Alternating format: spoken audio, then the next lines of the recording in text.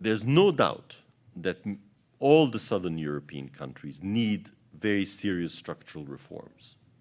In the case of Greece, I think that the whole tax system, tax collection is one of the key issues.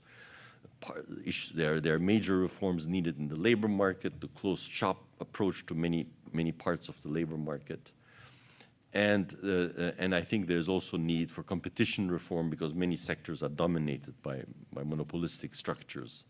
So there's lots to be done on the structural side. But all of these reforms will take time. There's no way that you can do this overnight, and the results will also take time.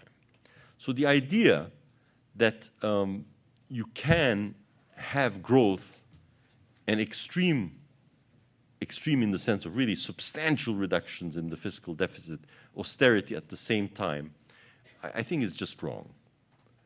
In situations where there's massive unemployment, excess capacity, output is essentially demand determined. It's not supply determined. There's plenty of capacity in Spain, for example. The problem is demand, okay? And there was, Larry Summers gave a very interesting paper on this in the US context at Brookings during the Brookings Papers conference. The idea that somehow that the future confidence you project through austerity, will stimulate demand is very, very hard to show any example of. There are some in some cases, but it's very rare. And in fact, I really have come to the conclusion that one thing that is needed in Southern Europe is significant relaxation of the austerity policies.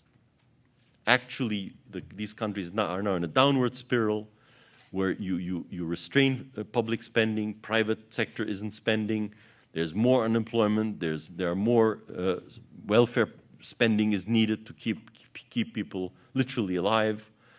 Taxes fall even more, the deficits turn out to be bigger than expected, and to respond to this by asking for even tighter fiscal policies in the short run, in my view, is simply wrong.